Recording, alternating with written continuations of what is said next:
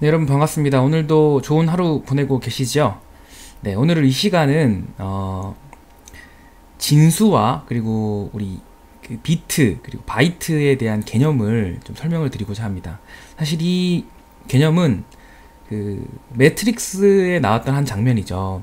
그래서 이 매트릭스에서 이 레드필을 먹을래, 그러니까 뭐 빨간 약 먹을래, 파란 약 먹을래. 그래서 빨간 약 먹으면은 매트릭스의 진실을 알 수 있지만은 파란 약 먹으면 그걸 모른 채 그냥 살 수 있다, 편안하게.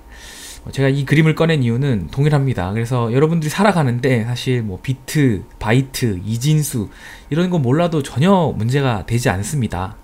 하지만은 우리가 그 엑셀의 고급 기능인 그 매크로와 VBA를 알기 위해서는 이 컴퓨터가 어떻게 내부적으로 동작하는지에 대한 부분, 그리고 비트와 바이트에 대한 개념을 이해할 필요가 있을 것 같습니다. 그래서 만약에 나는 그냥 모른 채로 편안하게 살고 싶다 하면은 지금 이 동영상을 끄시고 그냥 편안하게 사시면 될 것 같고, 혹시 이 비주얼 베이직 그리고 그 엑셀 매크로를 접해보고 싶다, 그 단계까지 한번 진입을 해보고 싶다 하시는 분은 동영상을 계속 보셔도 될 것 같습니다.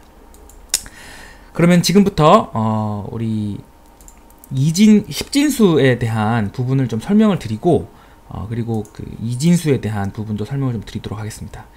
우리가 손가락이 10개이다 보니까 그 십진수를 선택을 했죠, 인간이. 그래서 이 십진수에서는 0부터 3, 4, 5, 6, 7, 8, 9까지의 숫자를, 0부터 9까지의 숫자를 가지고 있죠, 십진수에서는. 그럼 이 십진수가 표현할 수 있는 가지의 개수는 10가지를 표현할 수가 있습니다. 이 십진수의 한 자리를 가지고는 10가지의 숫자를 표현할 수가 있죠. 자, 그러면은 이거를 이제 그 한 자리를 더 더해서 이렇게 10부터 99까지, 뭐 제가 이걸 다 적기는 좀 그러니까요, 까지를 표현한다고 하면은 조금 더 길어지겠죠. 몇 가지 숫자를 표시할 수 있습니까? 네, 그렇죠. 당연히 100가지의 숫자를 표현할 수가 있습니다. 자, 그러면 한 자리를 더 늘려서 100부터 999까지 숫자를 표현한다고 하면은 이 선이 조금 삐뚤긴 합니다만은, 네, 여기서는 당연히 1000자리까지의 숫자를 표현할 수가 있죠. 10, 100, 1000. 그러면은 요 한 자리를 더 늘리면은 많이 되겠죠. 우리가 뭐 당연하게 생각했던 거지만 여기서도 우리가 하나의 공식을 발견할 수 있습니다. 첫 번째는 10의 1승이 되겠고요, 그죠? 두 번째는 10의 2승이 되겠고요. 세 번째는 10의 3승. 네 번째가 된다면 10의 4승. 그렇게 이 십진수는 요 한 자릿수가 증가할 때마다 그 10의 승이 바뀌는 거, 요것을 우리가 이해할 수가 있을 겁니다. 자, 그러면은 우리가 이제 실제로 배우고자 하는 이진수의 경우를 한번 살펴보도록 하겠습니다. 이진수는 두 개의 숫자만 표현할 수 있죠. 0하고 1. 컴퓨터가 이진수를 선택한 이유는 전기 신호, 그러니까 그 우리가 컴퓨터가 전기를 활용하다 보니까 전기로 표현할 수 있는 두 가지, 즉 꺼지거나 켜지거나 오프냐 온이냐, 이 두 가지밖에 표현할 수가 없기 때문에 컴퓨터는 이진수를 선택했죠. 인간은 손가락도 10개, 발가락도 10개다 보니까 십진수를 선택했고, 자, 그렇게 요 이진수에는 0하고 1밖에 없습니다. 그죠? 이 이진수가 가지고 있는 이 한 자리의 이진수로 표현할 수 있는 가지수는 두 가지죠. 두 가지. 자, 그러면 한 자리를, 앞에 제가 한 자리를 더 늘린다고 하면은 1, 0, 1, 1 요거밖에 표현이 안 되죠. 그러면은 이 한 자리 늘린 거에 최대 표현할 수 있는 숫자는 얼마입니까? 4가지가 되겠죠. 그럼 제가 요거 자릿수를 한 가지 더 늘려서 1, 0, 0, 1, 0, 1, 1, 1, 0, 1, 1, 1 이렇게 표현할 수가 있죠. 자, 이렇게 되면은 여기까지가 몇 자리입니까? 8자리. 자, 그러면 조금 전에 우리가 10진수에서 봤던 것과 동일한 규칙이 있네요. 그죠? 2진수의 경우는 첫 번째 2의 1승, 얘는 2의 2승, 얘는 2의 3승까지 표현 가능하다. 그러니까 자릿수가 증가할 때마다 2의 승으로 표현할 수 있는 범위가 달라진다 라는 사실을 배울 수 있습니다. 10진수와 2진수 동일한 규칙이죠. 자, 그래서 이러한 그 원리를 이제 컴퓨터 프로그래머들이 알게 된 거죠. 그래서 이 자릿수가 예를 들면은 4개가 있다고 할게요. 이 네모난 것을 그러면 이 표현할 수 있는 여기에는 0하고 1, 0하고 1, 0하고 1, 0하고 1 이렇게밖에 표현이 안 되죠. 그래서 요 하나하나의 요 표현할 수 있는 이거를 이제 컴퓨터를 최초에 개발한 사람들이 비트라고 부르기 시작합니다. 이 비트는 바이너리 디지트라는 단어에서 이 앞자리 bi와 끝자리 t를 따와서 비트라고, 그래서 이진수의 영어 의미입니다. 그래서 이진수를 표현하는 바이너리 디지트를 비트라고 부르기 시작합니다. 자, 그러면은 뭐 왼쪽에서 봤던 거하고 동일해요. 만약에 이 비트가 한 비트만 있을 때 표현할 수 있는 거는, 그죠? 2까지 표현할 수 있죠. 0 혹은 1만 들어갈 수 있으니까. 자, 그러면 2개의 비트가 있다고 하면은 4까지 표현할 수가 있고요. 3개의 비트까지 있다면은 8까지 표현할 수가 있고요.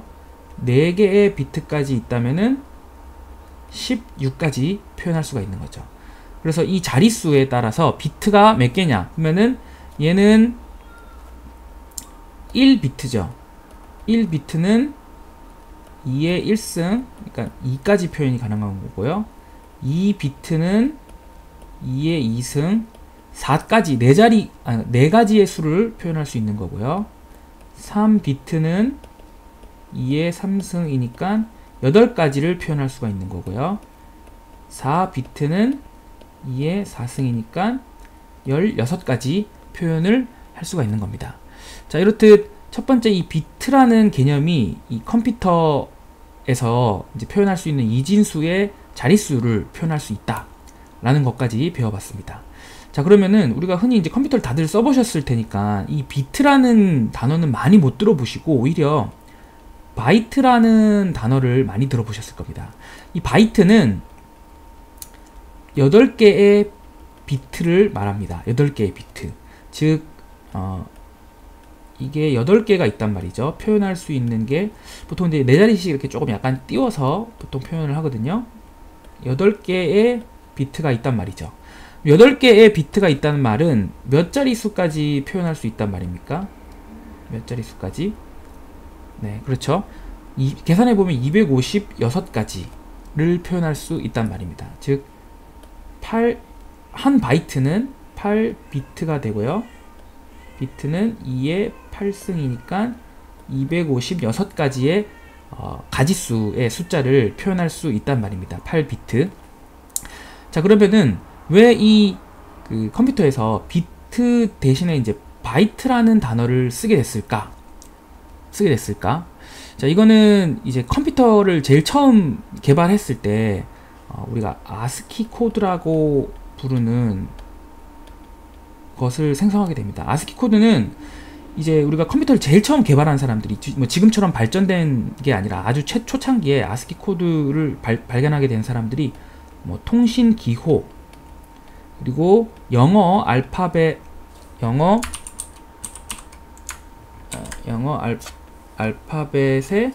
뭐 대소문자, 그리고 뭐 숫자, 그리고 특수 기호, 이런 등등 컴퓨터에서 사용되는 대부분의 것들을 다 포함해 보니까 요게 필요한 가지수가 256가지보다는 작을 것 같았어요. 그래서 저희가 미리 이제 좀 준비했던 걸 보면은 이게 이제 아스키 코드거든요. 아스키 코드에 보면은 이게 10진수로 표현된 건데 0부터 해서 뭐 통신에서 사용되는 기호들, 그리고 32번이 스페이스바, 그다음 33번부터 해서 특수 기호들, 그 다음에 48번이 영어, 그리고 또 특수기호들 이어지고 영어 알파벳 대문자가 65번부터 해서 쭉 이어지고 영어 알파벳 소문자가 97번부터 쭉 이어져서 126번째까지를 이제 정의를 한 거죠. 아스키 코드. 그래서 이 아스키 코드를 쓰다 보니까 이거 256자리보다 적네 라고 해서 그거를 이제 한 바이트로 지정을 한 겁니다. 그래서 보통 컴퓨터에서 영어를 영문자나 뭐 이 특수문자, 우리 키보드로 칠 수 있는 모든 문자들은 한 바이트로 다 표현이 가능합니다. 즉 영어권에서는 한 바이트로 모든 영어 특수기호 등을 표현할 수 있는 거죠. 근데 한글은 어떻습니까? 한글은 그래서 영어권은 한 바이트로 표현이 되지만 한글이나 한자나 아니면은 뭐 일본 쪽에 있는 문자들은 한 바이트로 표시가 안 돼요. 즉 256가지 수가 넘는 거죠. 그래서 한글 같은 경우는 2바이트를 사용합니다. 2바이트. 영어는 한 바이트. 바이트는 대문자로 이렇게 했습니다. 그 다음에 뭐 한글은 2바이트를 쓰게 되는 거죠. 이러한 차이점도 이해하실 수 있을 것 같습니다. 자, 그러면은 마지막 개념 하나만 설명드리고 오늘 이 시간을 마치도록 하겠습니다. 우리가 이제 컴퓨터를 쓰다 보면은 이제 이 바이트에 대한 부분들을 하드디스크에 저장하기 위해서 이제 흔히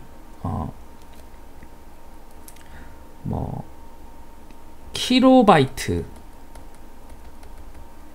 그 다음에 메가바이트, 그 다음에 기가바이트, 그다음에 요즘엔 테라바이트도 있더라고요. 테라바이트 이렇게까지 있죠.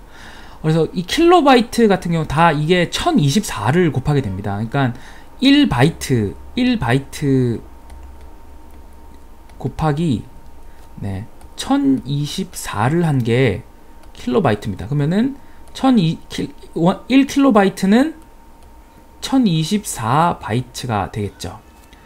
그러면은 메가바이트는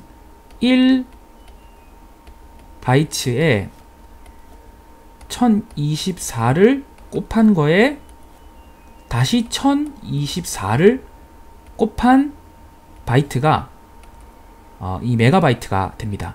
이거는 우리 그 네이버에 이렇게 검색을 할 때 단위 변환이라고 검색을 해 보시면은 요 메가바이트가 나와요. 그러면 1메가바이트는 1048576 1048576 바이트가 되는 거죠. 똑같이 기가바이트는 1바이트에 위에 1024를 곱하고 여기에 1024를 곱한 거에 다시 1024를 곱한 숫자가 1기가바이트가 되는 거죠. 이거 뭐 계산을 안 하더라도 아주 어마어마한 숫자가 되겠죠. 테라바이트도 동일합니다. 이렇게 1024씩이 증가된 것이 킬로, 메가, 기가, 테라바이트입니다. 그래서 우리가 흔히 뭐 너 하드디스크 얼마야? 그러면 예를 들면은 1테라바이트다 라고 하면은 이게 TB 둘 다 이렇게 대문자로 씁니다. 혹은 mp3 파일 얼마야? 라고 했을 때 4메가바이트야 라고 할 때 이 MB 대문자로 쓰게 되는 거죠. 근데 여기서 조금 헷갈리는 게 우리 뭐 통신 용어를 쓸 때 집에서 뭐 100메가의 속도의 인터넷입니다 라고 할 때 이게 유심히 보시면 우리가 똑같이 메가바이트라고 생각을 하는데 메가바이트가 아니고 메가 BPS라는 단어를 씁니다. 100메가 뭐 예전에 뭐 100메가 속도 를 자랑하는 뭐 통신입니다. 이렇게 얘기를 하죠. 그럼 이 100메가가 우리가 생각하는 요 메가바이트하고는 다릅니다. 이 100메가의 BPS는 뭐냐면은 BPS는 비트 퍼 세컨드의 약자입니다. 그러니까 초당 비트를 보낼 수 있는 거. 그러니까 100메가 비트를 보낼 수 있는 거거든요. 그럼 이것은 다시 말해서는 100메가 비트라는 말이죠. 100메가 비트. 그래서 이거를 다시 바이트로 환산을 하면은 100을 8로 나눠야겠죠. 100을 8로 한번 나눠보면은 얼마죠? 네, 계산기를 한번 켜볼까요? 100을 8로 나누면은 12. 그렇죠. 결국은 우리가 통신에서 쓴 거 100메가의 속도를 자랑한다 라고 하는 거는 12메가 바이트를 초당 보낼 수 있는 속도를 100메가 bps라고 부르는 거죠. 네, 그래서 요 속도의 차이까지, 그러니까 실제 우리가 100메가라고 해서 엄청 빠르네, 어떻게 100메가를 동시에 보낼 수 있지, 이렇게 생각을 하는데 실제로는 12메가 바이트에 해당되는 거다. 여기까지 이해를 하시면 될 것 같습니다. 그래서 우리 오늘 처음 시간에 배웠던 것처럼 10진수의 진수 변환, 이 자릿수의 변환에 따른 표현할 수 있는 가지수, 2진수의 표현할 수 있는 가지수, 그래서 한 자릿수 표현할 수 있는 가지수를 비트라고 부르고 이거의 8개 묶음을 바이트라고 부른다. 그래서 이 아스키 코드에서는 한 바이트, 그래서 영어는 한 바이트로 표현할 수 있고 한글은 2바이트로 표현할 수 있다. 그래서 우리가 그 바이트가 킬로, 메가, 기가, 테라, 여기 1024를 곱한 숫자가 이 바이트의 변환 숫자가 되고, 그리고 우리 통신에서 사용하는 메가 bps와 우리가 일반적으로 저장할 때 쓰는 메가 바이트의 차이점까지 배워봤습니다. 네, 감사합니다.